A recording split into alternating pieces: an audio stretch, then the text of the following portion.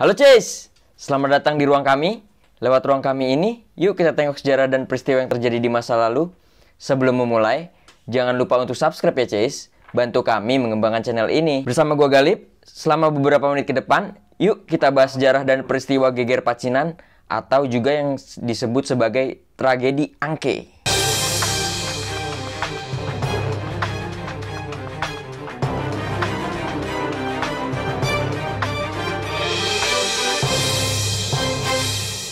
Geger Pacinan juga dikenal sebagai tragedi Angke nih. Dalam bahasa Belanda, Chinese Moord, yang berarti pembunuhan orang Tionghoa. Jadi itu merupakan sebuah pogrom terhadap orang keturunan Tionghoa nih Cis, di kota pelabuhan Batavia, Hindia Belanda dulu. Sekarang namanya Jakarta. Kekerasan dalam batas kota berlangsung dari 9 Oktober hingga 22 Oktober 1740 nih. Sedangkan berbagai pertempuran kecil terjadi hingga akhir November di tahun yang sama, Cis. Tragedi ini memakan korban jiwa sebanyak 10.000 korban tewas dan 500 korban luka-luka, Cis. Nggak kebayang nih gimana seremnya tragedi pada zaman ini. Dan 500 pasukan tentara Belanda terbunuh nih, Cis. Barbar banget kan zaman itu. Keresahan dalam masyarakat Tionghoa dipicu oleh represi pemerintah dan berkurangnya pendapatan akibat jatuhnya harga gula yang terjadi menjelang pembantaian ini nih Cis. Untuk menanggapi keresahan tersebut, pada sebuah pertemuan Dewan Hindia, Radvan Indi, badan pemimpin VOC nih, Gubernur Jenderal Adrian Falkenir menyatakan bahwa kerusuhan apapun dapat ditanggapi dengan kekerasan mematikan. Pernyataan Falkenir ini diberlakukan pada tanggal 7 Oktober 1740 setelah ratusan orang keturunan Tionghoa, banyak diantaranya buruh di pabrik gula, membunuh 50 pasukan Belanda. Penguasa Belanda tersendiri mengirim pasukan tambahan nih Cis, yang mengambil semua senjata dari warga Tionghoa dan memberlakukan jam malam. 2 hari kemudian, setelah ditakutkan desas-desus tentang kekejaman etnis Tionghoa, kelompok etnis lain di Batavia mulai membakar rumah orang Tionghoa di sepanjang kali besar. Sementara itu, pasukan Belanda menyerang rumah orang Tionghoa dengan meriam Cis. Kekerasan ini dengan cepat menyebar di seluruh kota Batavia, sehingga lebih banyak orang Tionghoa yang dibunuh. Meski Falkenir mengumumkan bahwa ada pengampunan untuk orang Tionghoa, pada tanggal 11 Oktober, kelompok pasukan tetap terus memburu dan membunuh orang Tionghoa. Hingga tanggal 22 Oktober saat Falkenir dengan tegas menyatakan bahwa pembunuhan harus dihentikan, di luar batas kota pasukan Belanda terus bertempur nih dengan buruh pabrik gula yang membuat rusuh. Setelah beberapa minggu penuh pertempuran kecil, pasukan Belanda menyerang markas Tionghoa di berbagai pabrik gula. Orang Tionghoa yang selamat mengungsi ke Bekasi, Cis. Pada periode awal kolonialisasi Hindia Belanda oleh Belanda, banyak orang keturunan Tionghoa dijadikan tukang dalam pembangunan kota Batavia di pesisir barat laut Pulau Jawa, Cis. Mereka juga bertugas sebagai pedagang, buruh di pabrik gula, serta pemilik toko. Perdagangan antara Hindia Belanda dan Tiongkok yang berpusat di Batavia menguatkan ekonomi dan meningkatkan imigrasi orang Tionghoa ke Pulau Jawa, Cis. Jumlah orang Tionghoa di Batavia meningkat pesat, sehingga pada tahun 1740 ada lebih dari 10.000 orang di Pulau Jawa. Ribuan lagi tinggal di luar batas kota. Pemerintah kolonial mewajibkan mereka membawa surat identifikasi. Dan orang yang tidak mempunyai surat tersebut dipulangkan ke Tiongkok, dibalikin lagi tuh Cis ke negara asalnya. Kebijakan deportasi ini diketatkan pada dasawarsa 1730-an setelah pecahnya epidemi malaria yang membunuh ribuan orang termasuk Gubernur Jenderal Dirk van Cloon. Menurut sejarawan Indonesia Beni G. Setiono, epidemik ini diikuti oleh meningkatnya rasa curiga dan dendam terhadap etnis Tionghoa yang jumlahnya semakin banyak dan kekayaannya yang semakin menonjol, Cis. Akibatnya, Komisaris Urusan Orang Pribumi Roy Ferdinand di bawah perintah Gubernur Jenderal Adrian Falkenir memutuskan pada tanggal 25 Juni 1740 bahwa warga keturunan Tionghoa yang mencurigakan akan dideportasi ke Ceylon, kini Sri Lanka, Cis, dan dipaksa menjadi petani kayu manis. Warga keturunan Tionghoa yang kaya diperas oleh penguasa Belanda yang mengancam mereka dengan deportasi. Stamford Raffles, seorang penjelajah asal Inggris dan ahli sejarah Pulau Jawa, mencatat bahwa orang Belanda diberitahu kapten Cina, yaitu Ni Hokong, pemimpin etnis Tionghoa, yang ditentukan oleh Belanda untuk Batavia agar mendeportasikan semua orang Tionghoa berpakaian hitam atau biru, sebab mereka lah orang yang miskin, Cis. Ada pula nih desas-desus bahwa orang yang dikirim ke Zeeland tidak pernah sampai ke sana, tetapi justru dibuang ke laut, atau bahwa mereka mati saat membuat kerusuhan di kapal. Ancaman deportasi ini membuat orang Tionghoa resah, Cis, dan banyak buruh Tionghoa yang meninggalkan pekerjaan mereka. Setelah berbagai kelompok buruh pabrik gula keturunan Tionghoa memberontak dengan menggunakan senjata yang dibuat sendiri untuk menjarah dan membakar pabrik, Cis, ratusan orang Tionghoa yang diduga dipimpin Kapiten Cina Ni Ho Kong ini membunuh 50 pasukan Belanda di Meester Cornelis. Saat ini Meester Cornelis itu Jatinegara, Cis, dan Tanah Abang pada tanggal 7 Oktober. Untuk menanggapi serangan ini, pemimpin Belanda mengirim 1.800 pasukan tetap yang ditemani Schutterich, milisi, dan 11 batalion wajib militer untuk menghentikan pemberontakan. Mereka juga melaksanakan jam malam dan membatalkan perayaan Tionghoa yang sudah dijadwalkan. Karena takut bahwa orang Tionghoa akan berkomplot pada malam hari, yang tinggal di dalam batas kota dilarang nih menyalakan lilin dan disuruh menyerahkan semua barangnya, hingga pisau paling kecil sekalipun, Cis, ke Belanda. Pada hari berikutnya, Cis, pasukan Belanda berhasil menangkis suatu serangan dari hampir 10.000 orang Tionghoa yang dipimpin oleh kelompok dari Tangerang dan Bekasi di tembok kota. Raffles mencatat sebanyak 1.789 warga keturunan Tionghoa meninggal dalam serangan ini. Untuk menanggapi serangan ini, Falkenir kembali mengadakan pertemuan Dewan Hindia pada tanggal 9 Oktober 1740. Sementara itu, gosip mulai tersebar dalam kelompok etnis lain nih, Cis, termasuk budak dari Bali dan Sulawesi, serta pasukan dari Bugis dan Bali, bahwa orang Tionghoa berencana membunuh, memperkosa orang-orang pribumi atau menjadikan mereka budak, Cis. Dari gosip inilah, Cis, mulai menyebar nih ke seluruh penduduk-penduduk. Untuk menjaga hal tersebut, kelompok-kelompok ini mulai membakar rumah-rumah milik orang Tionghoa di sepanjang Kali Besar. Ini disusul oleh serangan Belanda terhadap tempat tinggal orang Tionghoa di Batavia. Politikus Belanda yang anti-kolonis, W.R. van Heuvel, menulis bahwa wanita hamil dan yang sedang menyusui anak kecil dan para pria gaek jatuh dalam serangan tahanan dibantai seperti domba, Cis.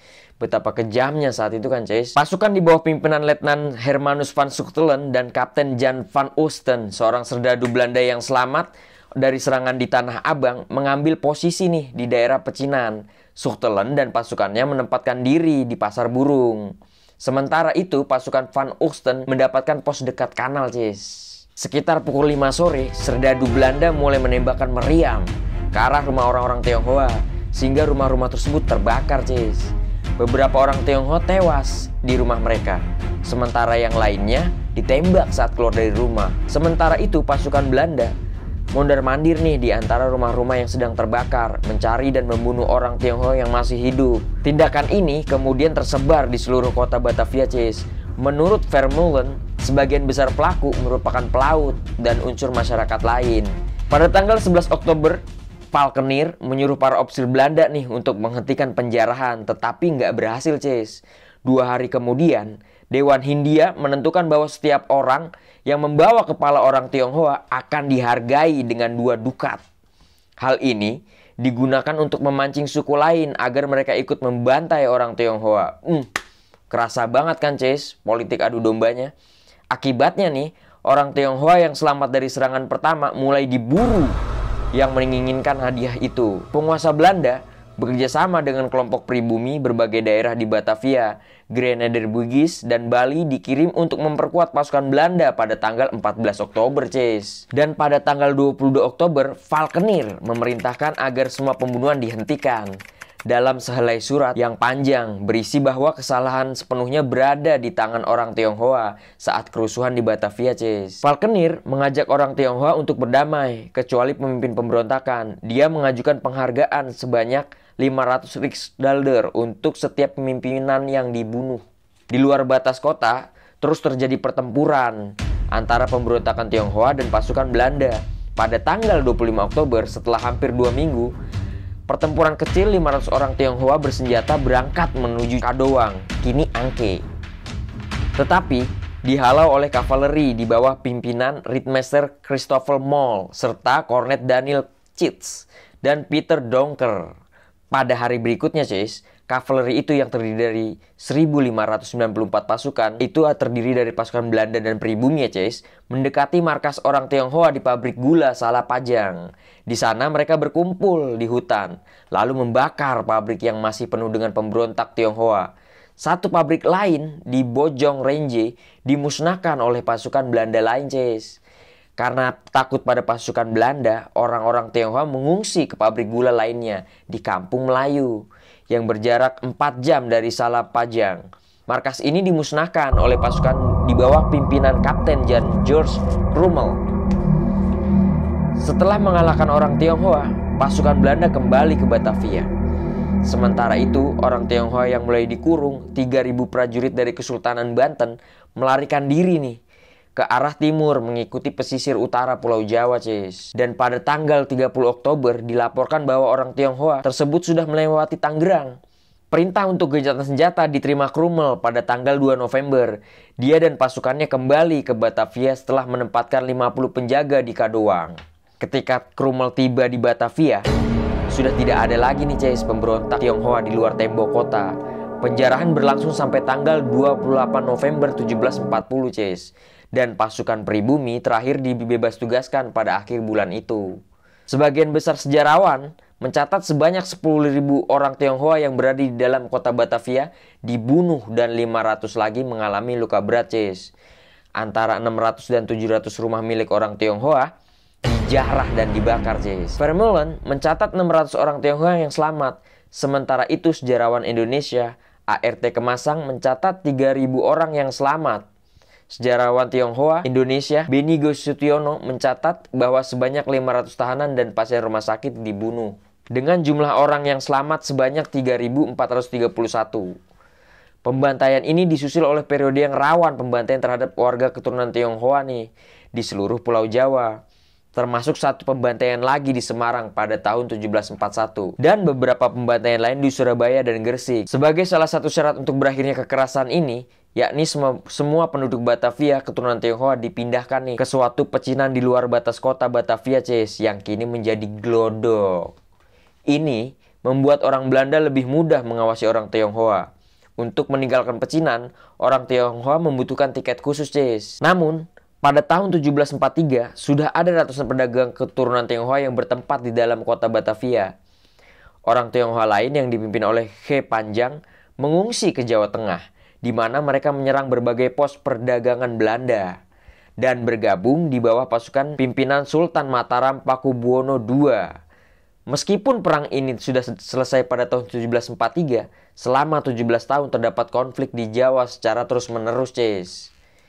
Vermeulen menyebut pembantaian ini sebagai salah satu peristiwa dalam kolonialisme pada abad ke-18 yang paling menonjol, Cis. Sejarawan asal Belanda Leonard Blues menulis bahwa geger Pacinan secara tidak langsung membuat kota Via berkembang pesat, Cis. Tetapi membuat dikotomi nih antara etnis Tionghoa dan pribumi yang masih terasa hingga akhir abad ke-20. Bahkan menurut gue terasa sampai sekarang kali ya.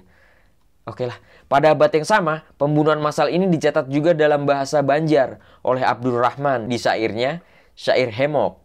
Pembantaian ini mungkin juga menjadi asal nama beberapa daerah di Jakarta.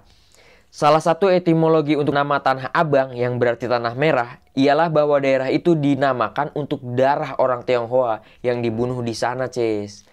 Van Huvell berpendapat bahwa nama itu diajukan agar orang Tionghoa yang selamat dari pogrom lebih cepat menerima amnesti, Cis. Nama Rawabangke mungkin diambil dari kata bangkai nih, Cis, karena jumlah orang Tionghoa yang dibunuh di sana. Etimologi serupa juga pernah diajukan untuk Angke di Tambora, Jakarta Barat.